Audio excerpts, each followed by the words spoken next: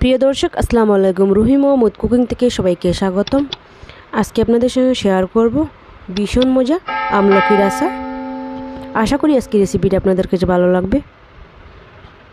চলুন রেসিপিটি দেখে নেওয়া যাক। সবার প্রথমে একটা কড়াইয়ের মধ্যে মশলাগুলি ভেজে নিব। এখানে নিয়েছি আমি জিরা, মৌরি, শুকনো লঙ্কা হালকা করে ভেজে নিব। চুলা আঁচটা লো টু মিডিয়াম হিটে রেখে ভেজে নিতে হবে।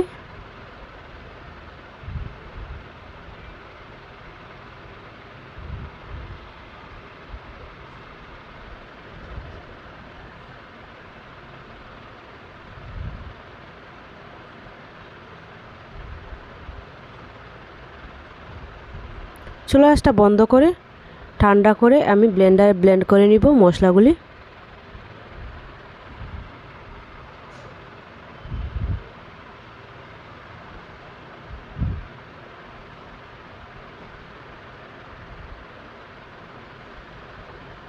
ব্লেন্ডারে ব্লেন্ড করা হয়ে গিয়েছে। অন্যদিকে আমি চুলায় একটা কড়াই বসিয়ে আবারও সামান্য জল দিয়ে আমলকি হালকা করে সিদ্ধ করে নিব। এখানে আমি বড় সাইজের আমলকি নিয়েছি, ধুয়ে পরিষ্কার করে আগে থেকে রেখে দিয়েছি।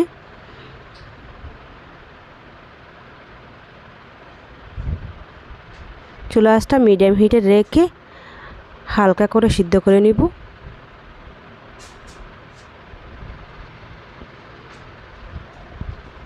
উপর থেকে সামান্য লবণ দিয়ে দিচ্ছি।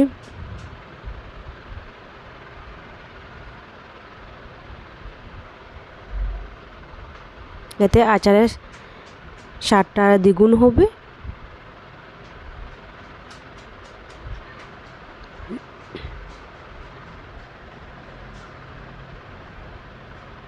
ঢাকনা দিয়ে রেখে দিচ্ছি 2 থেকে 2 মিনিটের মতো।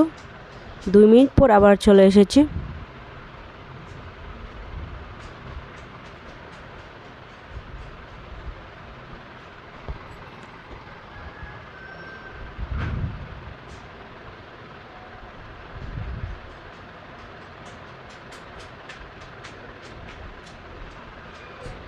এখন উঠিয়ে নিব আমলকিগুলি।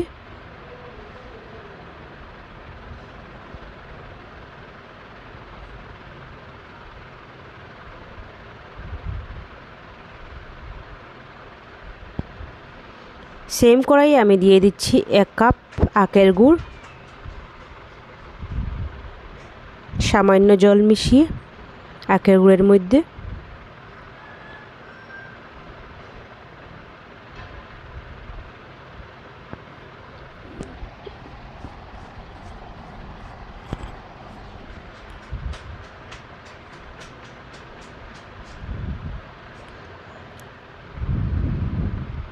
রেসিপিটি ভালো লাগলে লাইক দিতে ভুলবেন না।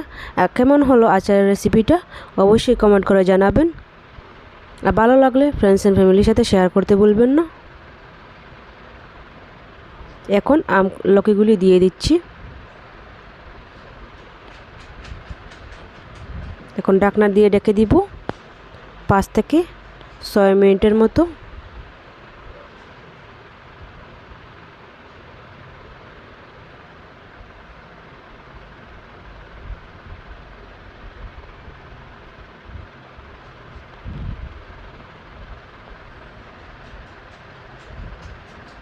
এভাবে আস্তে আস্তে রাখবেন ভাজা মশলাগুলি।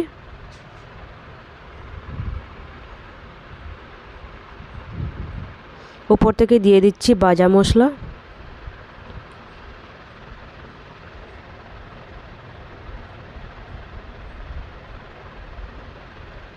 সব কিছু একসঙ্গে মিশিয়ে দিচ্ছি।